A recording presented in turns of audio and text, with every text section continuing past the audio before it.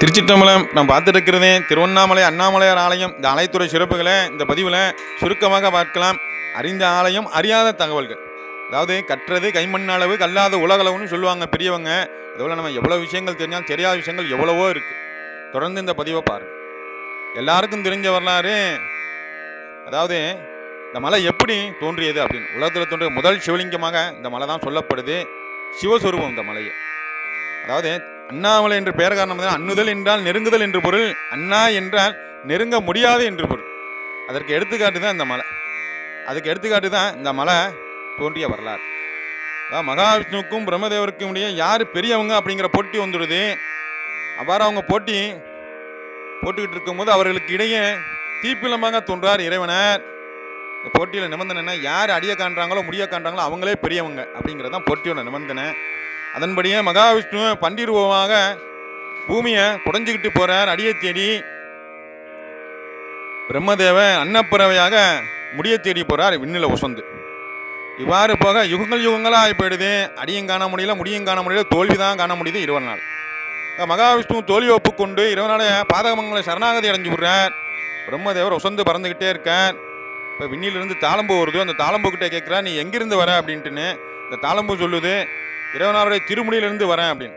ஆக இவருக்கு ஒரு சந்தோஷம் வந்துடுது. ஆஹா, தாளம்புவை பார்த்துட்டோம், அப்போ இன்னும் கொஞ்சம் தொலைவிலேயே தான் திருமுடியாக இருக்குது, நம்ம பார்த்துடலாம் அப்படின்னு. அப்போ இன்னும் எவ்வளோ தூரம் இருக்குது அப்படின்னு பிரம்மதேவர் தாளம்புட்டை கேட்குறார். தாளம்பு சொல்லுது, எவ்வளவு தூரமா, யுகங்களாக ஆகி போயிட்டேன், நான் கீழே இறங்கி வந்த காலம். 100 கோடி பிரம்மர்கள் நொந்தினர், 6 கோடி நாராயணர் அங்கனே, 7 கங்கை மண்ணில் எண்ணில் இந்திரர்கள். ஒன்றை போல 100 கோடி பிரம்மர்கள் தோன்றி மறைஞ்சுட்டாங்க, 6 கோடி நாராயணர்கள் தோன்றி மறைஞ்சுட்டாங்க. கங்கையாத்தில் இருக்கக்கூடிய மணல்களோட எண்ணிக்கை அளவுக்கு இந்திரர்கள் தோன்றி மறைஞ்சிட்டாங்களே. உலகாலம் ஆகி போயிட்டேன், நீ முடிய காண முடியாது. இவருக்கு தெரிஞ்சு விடுதாக காண முடியாது முடிய. இவர் என்ன பண்ணுறா, தோல்வியை ஒத்துக்க மனம் இல்லை. படித்தவங்களுக்கே உள்ள ஒரு குணம், சாமானியம் அடிபணிய மாட்டாங்க. இப்போ இப்படி என்ன பண்ணுறேன், தாளம்புவை பொய் சாட்சியாக ஏற்பாடு பண்ணி விடுறேன். பொய் சாட்சி சொல்லி பிரம்மதேவரும் இந்த தாளம்புக்கும் சாபம் ஏற்பட்டுப்படுது. அந்த அற்புத நிகழ்வு நடந்த இடம் இந்த திருவண்ணாமலை. அவ்வாறாக தோன்றிய மலை தான் இந்த மலை. அதாவது யுகங்களாக உள்ள மலை. கிருத யுகத்தில் அக்கினி மலையாகவும், திரேயுகத்தில் மாணிக்க மலையாகவும், துவாபர யுகத்தில் பொன்மலையாகவும், இந்த கலியுகத்தில் கல்மலையாகவும் இருக்கு. அதான் அண்ணாமலை. அண்ணுதல் என்றால் நெருங்குதல், அண்ணா என்றால் நெருங்க முடியாது என்று. இந்த திருவண்ணாமலை கிரிவல பாதை பார்த்தீங்கன்னா 14 கிலோமீட்டர். இந்த 14 கிலோமீட்டரில் அஷ்டலிங்கங்கள் இருக்குது. அதாவது இந்திரலிங்கம், அக்னிலிங்கம், யமலிங்கம், நிருதலிங்கம், வர்ணலிங்கம், வாயுலிங்கம், குபேரலிங்கம், ஈசானிய லிங்கங்கள். ஒரே 8 லிங்கங்கள். 14 கிலோமீட்டர் சுற்றி முடிச்சிடலாம். பிறவியை அறுக்கக்கூடிய பாதை இங்கே தான் இருக்குது, இந்த கிரிவலம் தான். ஒருத்தன் வாழ்நாளில் ஒரு முறை கிரிவலம் வந்துட்டானா அவனுக்கு மறுபிறப்பு கிடையாது என்பது பெரியவர்களுடைய வாக்கு. இந்த ஆலயத்தில் இன்னும் சிறப்பு பார்த்தீங்கன்னா, காமதகனம் நடக்கக்கூடிய ஒரே சிவாலயம், தீமிதி விழா நடக்கக்கூடிய ஒரே சிவாலயம். அதாவது உண்ணாமலை அம்மன் சந்நிதிக்கு முன்னால் ஆடி பூரத்தன்று தீமிதி விழா நடக்கும். எந்த சிவாலயங்களும் இந்த நிகழ்வு நடக்காது. அடுத்தபடியாக உண்ணாமலை அம்மன் இந்த ஸ்தலத்தில் தவமியற்றி இறைவனாருடைய உடலில் சரிபாதை இடம்பெறாங்க. அர்த்தநாரீஸ்வரர் முதல்ல இந்த ஸ்தலத்தில் தான் இறைவனார் காட்சி கொடுக்குறார். பஞ்சபூத தலங்களில் அக்னி தலம், ஆதார தலங்களில் மணிப்பூரக தலம். இப்படிப்பட்ட சிறப்பு மிக்க ஸ்தலம். நினைக்க முக்தி. இங்குள்ள இறைவனார நினைக்க முக்தி. திருவாரூர் பிறக்க முக்தி, திருவண்ணாமலை நினைக்க முக்தி, காசி இறக்க முக்தி, சிதம்பரம் தரிசிக்க முக்தி, காஞ்சிபுரம் வாழ முக்தி. அப்படிப்பட்ட சிறப்பு மிக்க ஸ்தலம். மூர்த்தி, தலம், தீர்த்தம் 3 வகை சிறப்புகளை கொண்ட ஒரே சிவாலயம். இந்த ஆலயத்தில் பார்த்தீங்கன்னா உள்ள வெளியே 300க்கும் மேற்பட்ட தீர்த்தங்கள். அதில் எண்ணற்ற சித்தர்கள், யோகிகள், ஞானிகள் தபஸ் பண்ண இடம் இந்த இடம். எண்ணற்ற கோபுரங்களை கொண்ட மிக பிரம்மாண்டமான ஆலயம் இந்த ஆலயம். தமிழகத்தில் 2வது பெரிய ராஜகோபுரம் திருவண்ணாமலையில் தான் இருக்குது. இந்த கிழக்கு ராஜகோபுரம் 217 அடி உயரம்.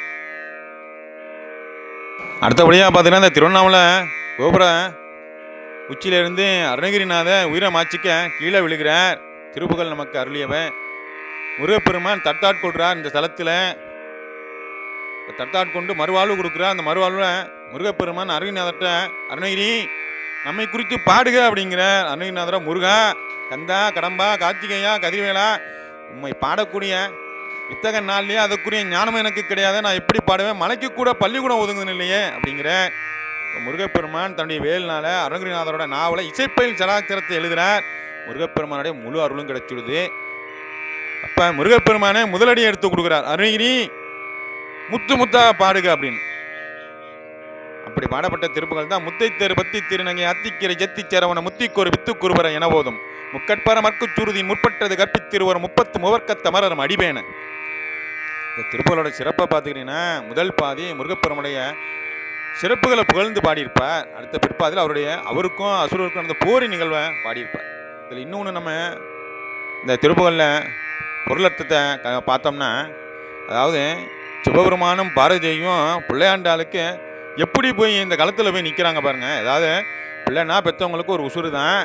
ஆனால் இவர் பாருங்கள், அவரோட நெற்றிகளில் தோன்றியவர் கைலாயத்தில் 11 கைகளுக்கு 11 ஆயுதத்தை கொடுத்து விட்றேன், பாக்கி இருக்கிற ஒரு கைக்கு உங்கள் அம்மா பூலோகத்தில் தபஸ் பண்ணிக்கிட்டு இருக்க, அவள்கிட்ட போய் வாங்கிக்கோன்னு சொல்லி அனுப்புகிறார். ஒரு சிக்கலுக்கு தாயிட்ட வேல் வாங்கி சிக்கலில் வேல் வாங்கி செந்தூரில் போர் முடிக்கிறார். அவங்க அம்மா தபஸ் பண்ணிக்கிட்டு இருக்காங்க. சரி, இவங்க இத்தனை ஆயுதம் கொடுத்துட்டாங்க. தாப்பனார் சிவபெருமான் 8 அடி பாஞ்சா முருகப்பெருமான் 16 அடி பாயக்கூடிய சக்தி படைத்தவர். இகபர சௌபாகியத்தை கொடுக்கக்கூடியவர், இக வாழ்க்கையை கொடுக்கக்கூடியவர் தாயார், பர வாழ்க்கையை கொடுக்கக்கூடியவர் தகப்பனார். 2 பேருடைய சேர்த்து கொடுக்கக்கூடிய இகபர சௌபாகியத்தை கொடுக்கக்கூடிய முருகப்பெருமான். அப்படிப்பட்ட சக்தி படைத்தவர். ஆனால் வயசு கம்மி. பிள்ளையாண்டாளுக்கு எல்லா வரங்களும் சக்திகளும் ஆயுதங்களும் கொடுத்தாலும் போருக்கு போயிருக்கான் பிள்ளையாண்டா, சின்ன வயசு.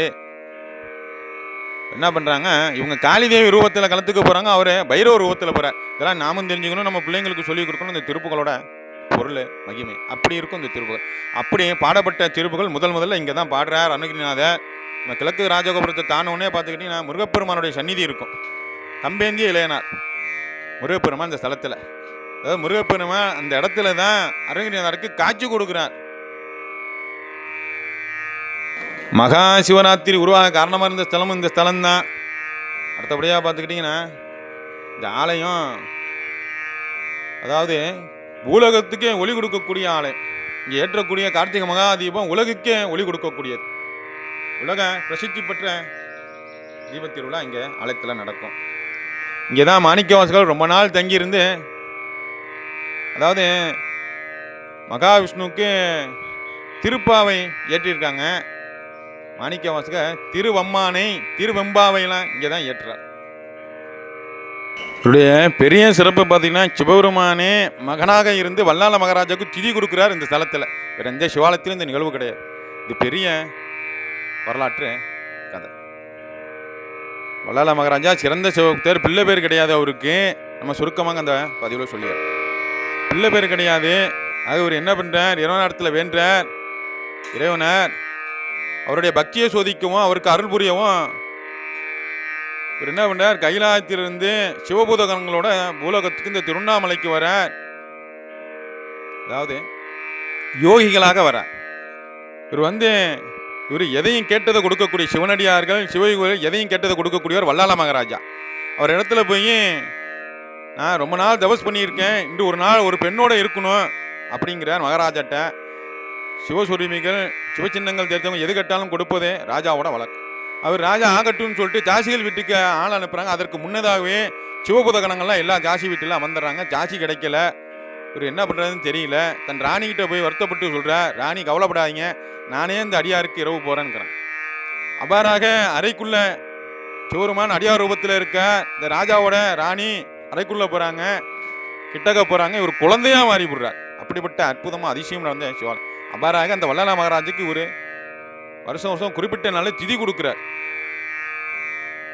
நம்ம இந்த பக்த பிரகலாதனோட பக்தியை நம்ம கேள்விப்பட்டிருப்போம். நரசிம்மர் இரணியனை வதம் செய்யும் போது, இரணியாசுரனை வதம் செய்யும் போது கிட்டக்க யாரும் நெருங்க முடியல. அவருடைய உக்கிரம் அப்படி இருக்கு. ஆனால் பிரகலாதனை நரசிம்மர் ஒன்றும் பண்ணல. காரணம், அவங்க தாயார் நாரதரோடு சொல்லுபடி இந்த திருவண்ணாமலையில் சிவஸ்வரூபமாக இருக்கக்கூடிய மலையை கிரிவலம் வந்ததுனால இந்த பலாபலன் கிடைச்சது. இதுவும் பெரிய வரலாற்று கதை நம்ம சுருக்கமாக சொல்கிறோம். அதாவது எவன் ஒருவன் சிவகங்கரியம் பண்ணிட்டானோ, பஞ்சாட்சர மந்திரத்தை நாவலை உச்சரிச்சிட்டானோ, அவனுக்கு கீழ்பிறப்பு வராது. திருச்சிட்டான்.